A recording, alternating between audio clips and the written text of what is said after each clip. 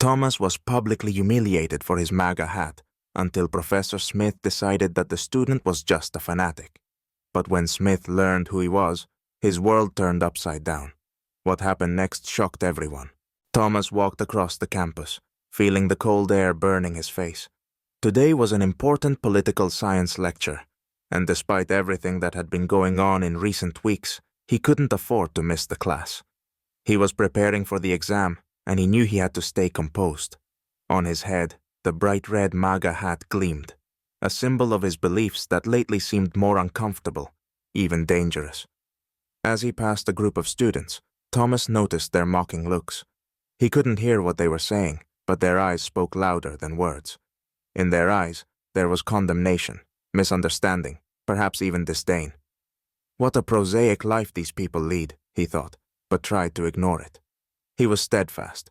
His beliefs were part of his identity, and he wasn't about to give them up just because someone didn't share them.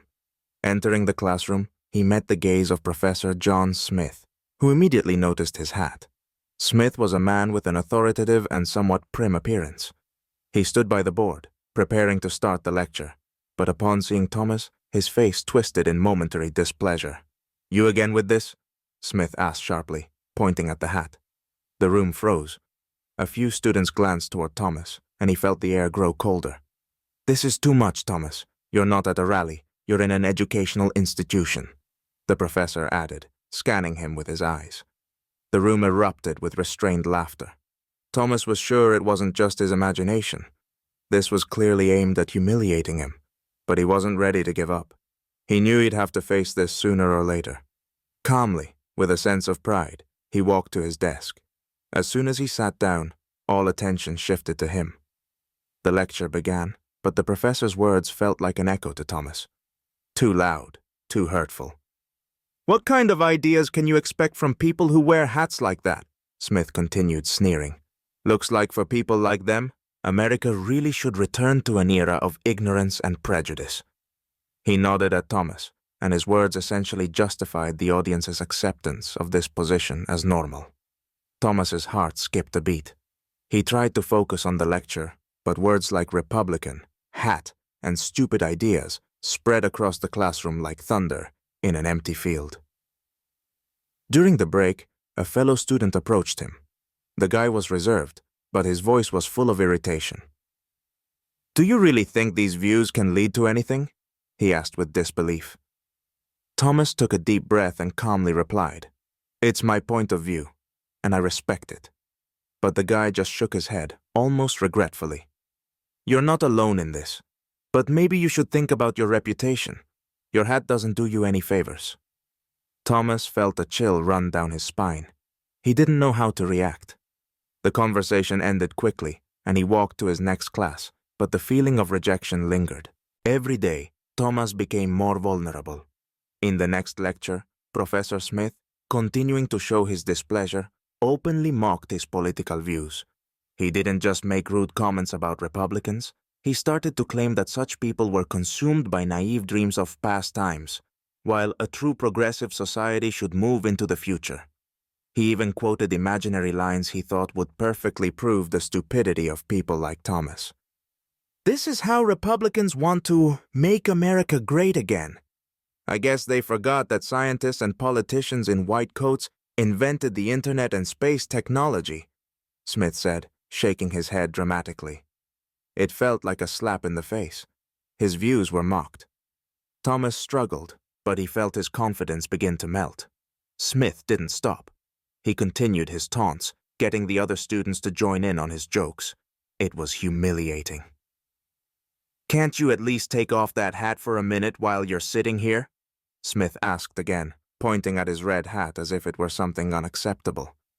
And just as Thomas raised his hand to ask a question, the professor abruptly interrupted.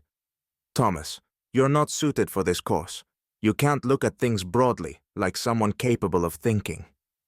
Smith smiled and added, "Maybe you should consider transferring to the economics department. Your ideas would fit better there." Thomas felt his soul contract. Unable to respond, he remained silent, feeling the ground slip from under him. All the students, even those who didn't share the professor's views, looked at him disapprovingly. It was like an open insult. At the end of the semester, Thomas was denied acceptance of his work when he submitted it for a grade. "If you can't look at the world from a broader perspective, your work doesn't interest me," Smith said, nearly throwing Thomas out of his office. As if that wasn't enough, Thomas couldn't help but notice how Smith arrogantly looked him in the eyes, as if condemning him for daring to challenge him. Thomas knew he was being humiliated, but despite the pain and the overwhelming shame, he couldn't just walk away and stay silent. He knew the moment was coming when he would have to choose what to do next: give up or fight for his rights.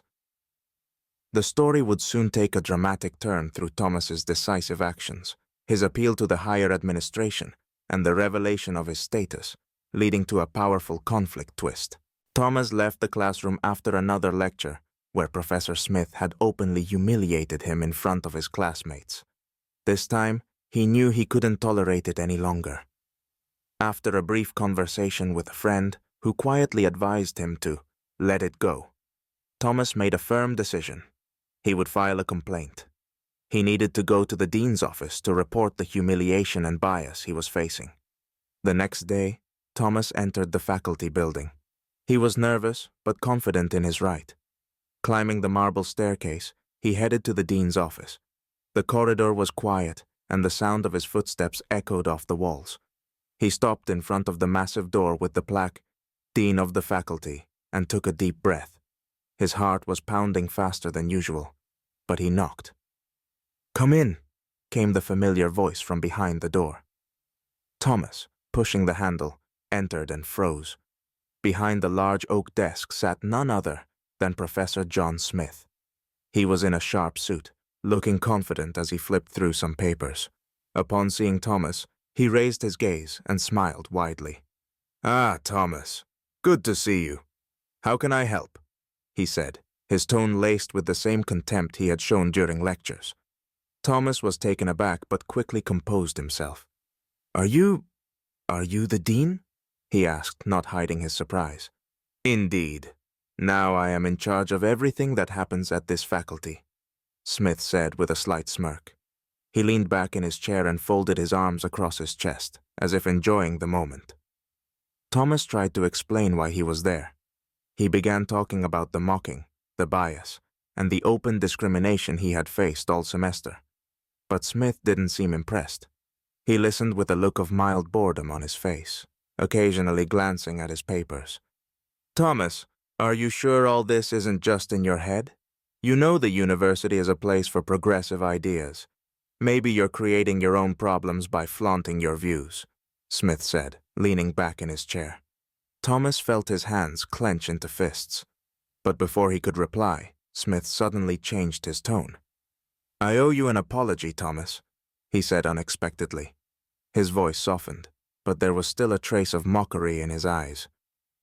"Maybe I did go too far, but you understand that essentially, I decide everything that happens here. I can change the rules. I can decide what happens next." Thomas felt a mix of anger and surprise. He couldn't believe that the man who had humiliated him all semester was now admitting his fault. But why? This didn't seem like sincerity. He realized that a new battle awaited him, but at that moment, he felt as though he had won a small victory. Thomas's story quickly spread among the students. Several people who had witnessed the humiliations during lectures supported his complaint.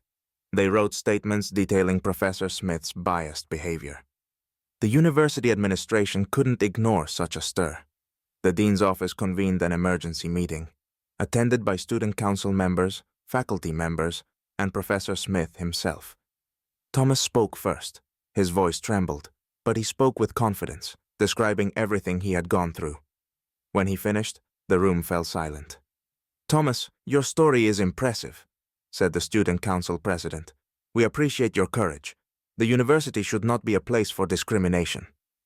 Professor Smith tried to justify himself, claiming that his comments were jokes that no one should have taken seriously. But his words were met with murmurs of disapproval. It became clear that no one would accept his excuses. In the end, the university made its decision. Professor Smith was given an official warning and required to undergo training on professional ethics. Moreover, a new rule was introduced. All professors must maintain political neutrality during lectures. This was a blow to Smith's reputation. His authority among colleagues and students was severely,